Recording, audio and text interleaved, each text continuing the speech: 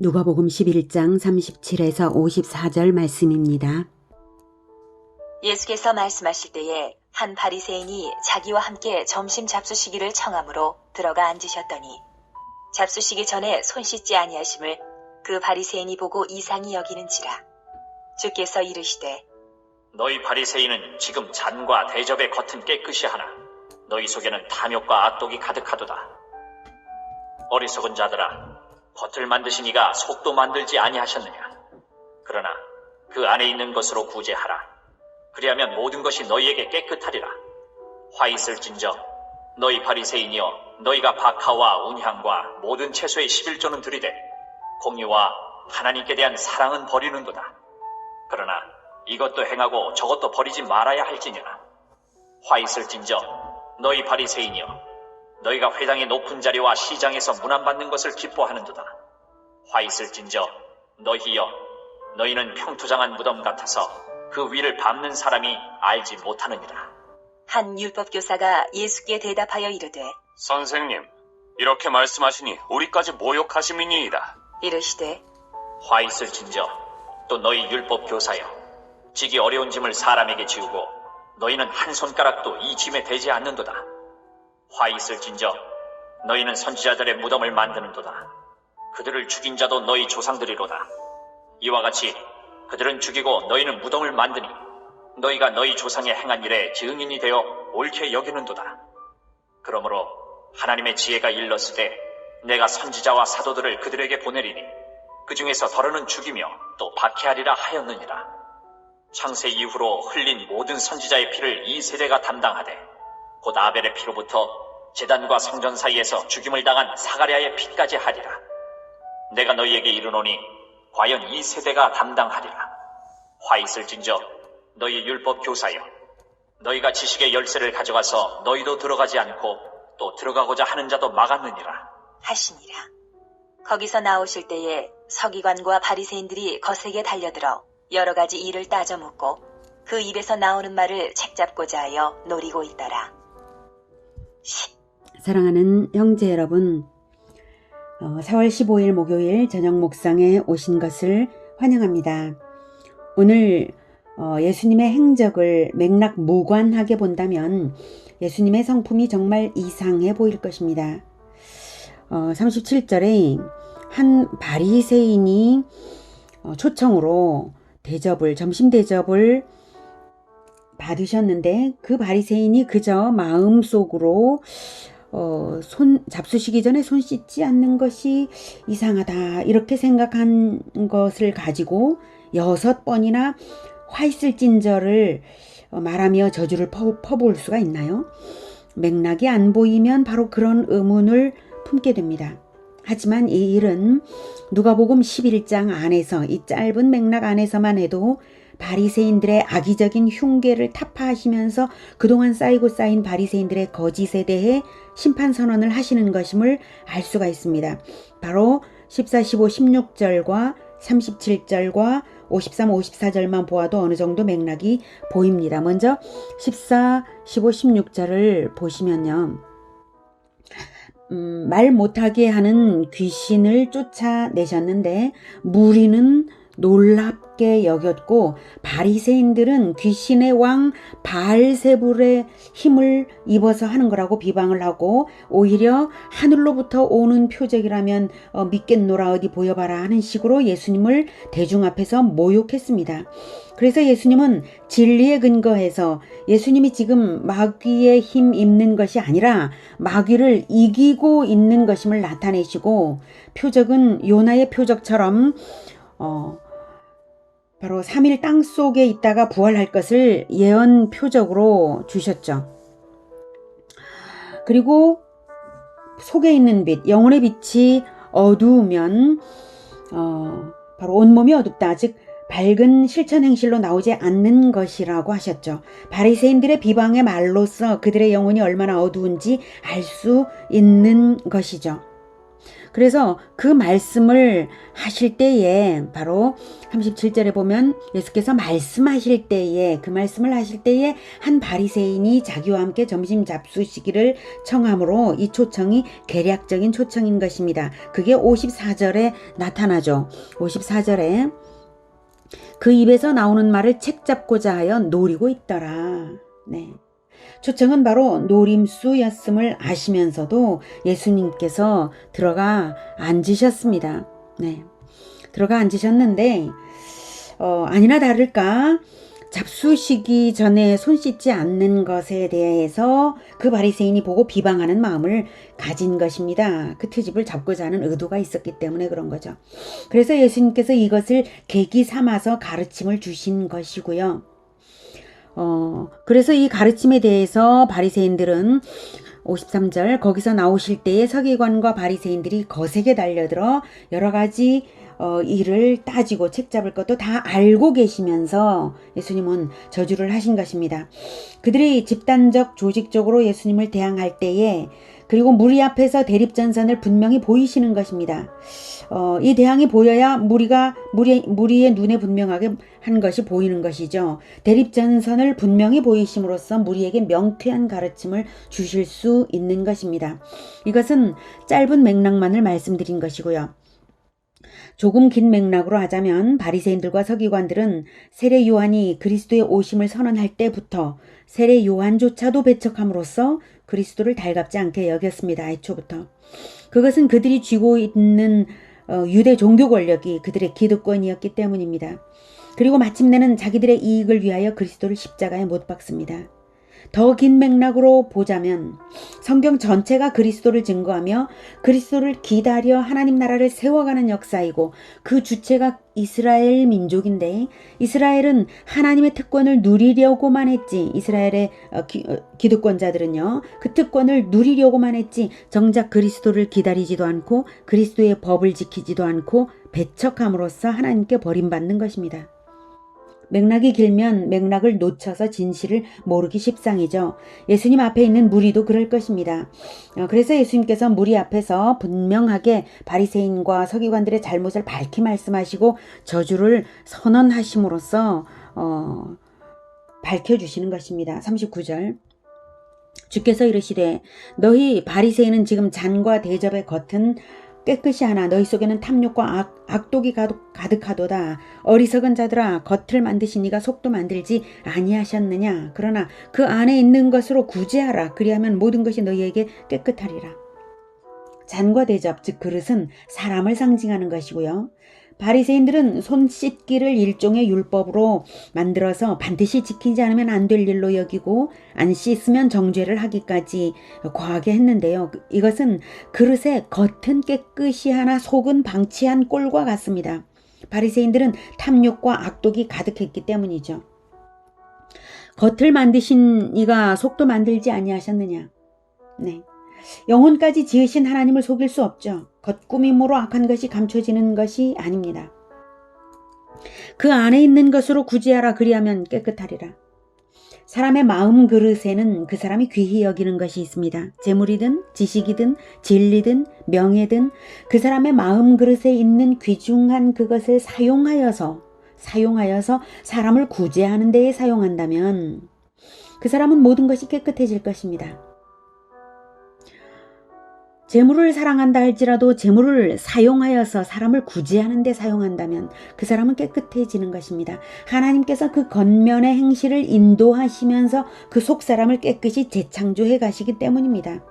사람의 내면에 무엇이 있느냐 보다도 그것을 사람을 구제하기 위하여 귀히 여기는가 자기를 위하여 귀히 여기는가 귀히 여기는 목적이 무엇인가에 깨끗함은 달려 있습니다. 예.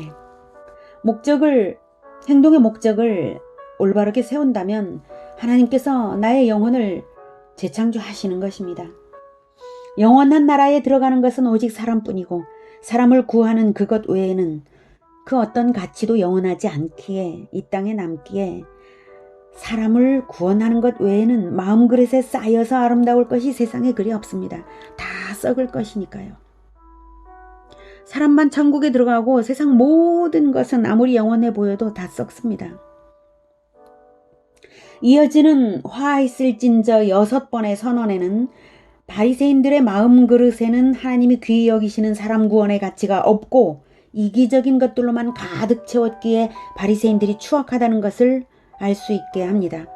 42절 화 있을진저 너희 바리새인이여 너희가 박하와 온향과 모든 채소의 11조는 들이되 공의와 하나님께 대한 사랑은 버리는도다. 그러나 이것도 행하고 저것도 버리지 말아야 할지니라. 11조를 드리는 것은 언약 백성의 의무이고 당연하며 선합니다. 그런데 박하와 온향은 일종의 조미료 정도의 것입니다. 율법이 명령하는 항목도 아니고요. 11조 항목이 아닙니다. 그런데 그렇게까지 하면서 정작 있어야 할 공의와 하나님께 대한 사랑은 없다. 이것입니다. 11조를 드리는 이유는 공의와 하나님 사랑이어야 하는 것입니다. 공의란 합당한 대상에게 합당한 것을 드리는 것이 공의입니다. 국민이라면 납세의 의무를 이행해야 하는 것처럼 언약 백성이라면 11조를 드리는 것이 공의입니다. 11조가 왜 공의인가 하면 하나님 나라 공동체인 신정왕국 유지를 목적으로 하는 기본 재정 자원이며 언약 백성은 공동체 유지의 책임을 공유하기 때문입니다. 또한 각자의 11조는 각자에게 적합한 분량의 책임량이고 전체의 11조는 신정왕국 공동체 유지에 적합한 분량이기 때문입니다. 11조가 왜 하나님 사랑인가 하면 11조를 드리는 이유는 10분의 1로서 전체를 대표하여 드리는 것인데요. 나의 모든 것이 하나님의 소유임을 인정하는 것이고 나 자신이 하나님께 받으심이 되기를 즉 나를 받아주십시오 소망하는 마음이므로 하나님 사랑입니다.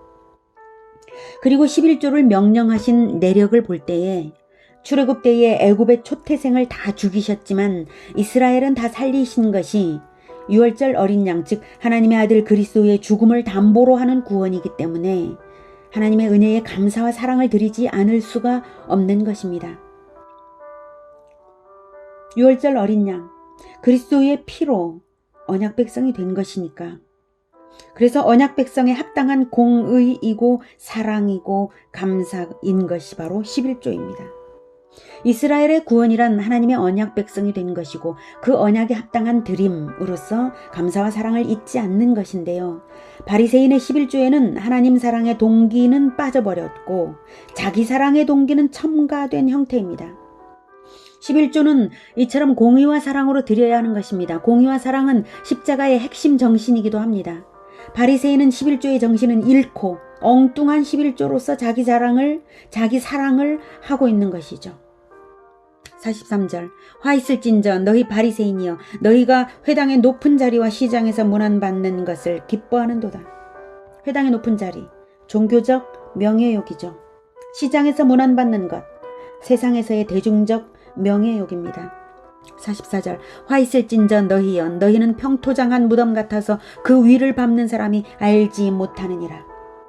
민수기 19장 16절에는 무덤과 접촉한 자는 7일간 부정하게 되어 있습니다.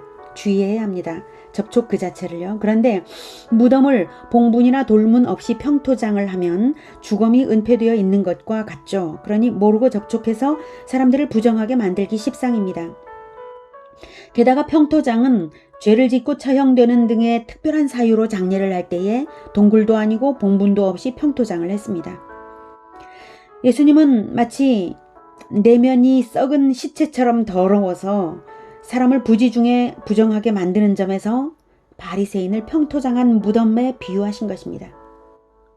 45절 한 율법교사가 예수께 대답하여 이르되 선생님 이렇게 말씀하시니 우리까지 모욕하심이니이다. 46절 이르시되 화 있을진저 또 너희 율법교사여 지기 어려운 짐을 사람에게 지우고 너희는 한 손가락도 이 짐에 대지 않는도다. 당시 율법사의 대부분이 바리새인에게서 배출된 까닭에 아마도 바리새인이 아닌 한 율법교사가 불평을 한 것인데요.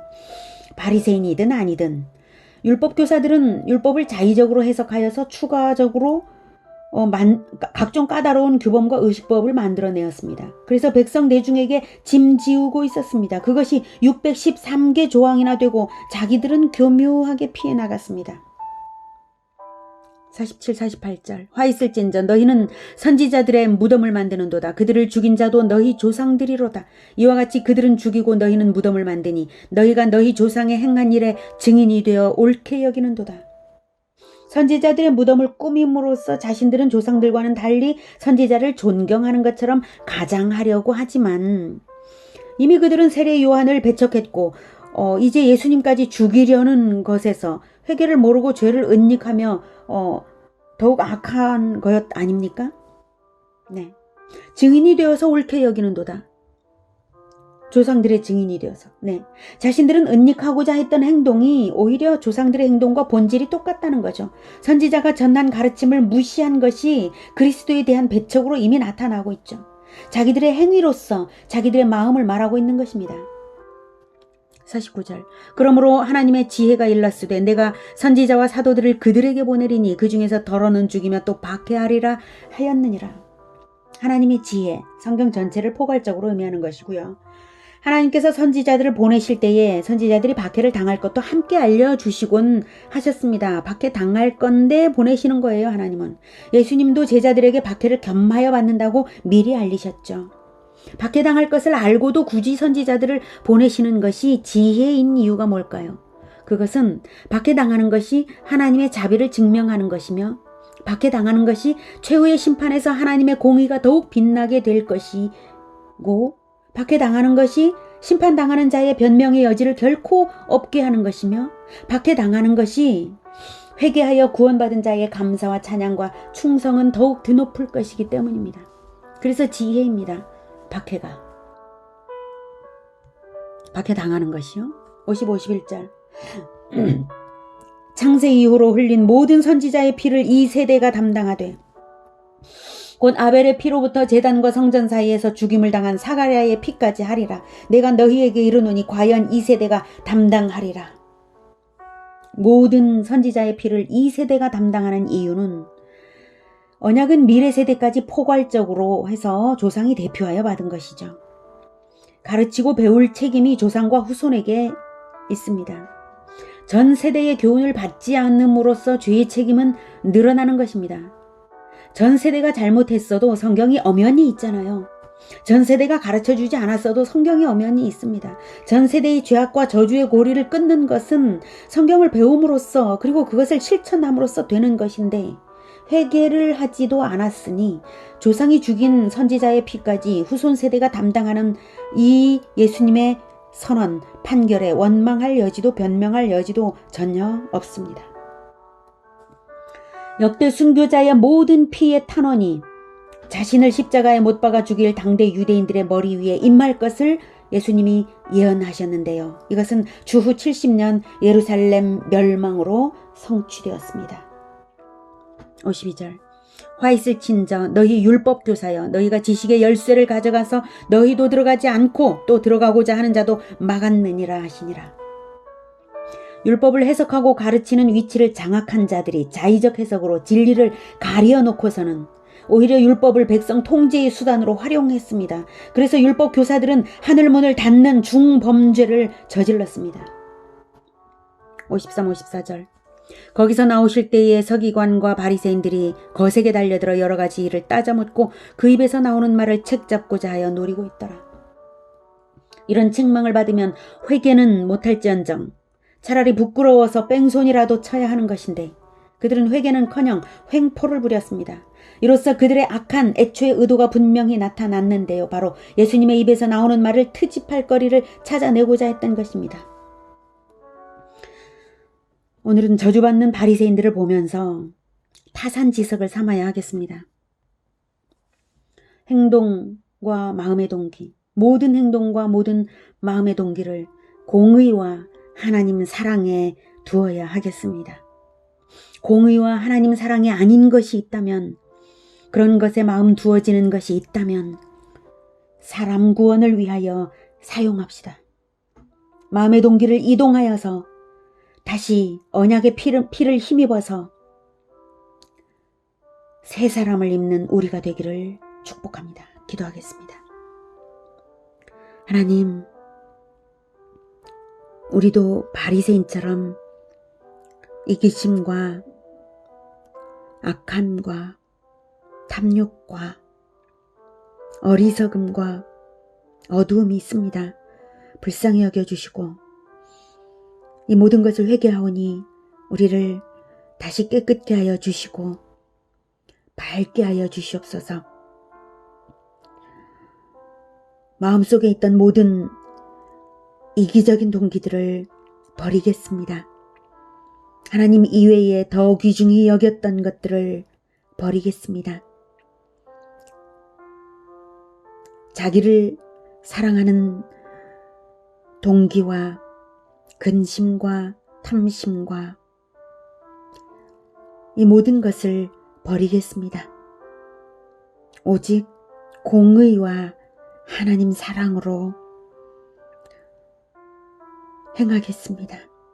하나님의 말씀을 배워서 예수님을 발견하여서 따를 수 있도록 날마다 밝혀주시고 주님 우리를 도와주시옵소서. 예수 그리스도 이름으로 기도드립니다. 아멘. 이어지는 시간은 개인 기도 시간입니다.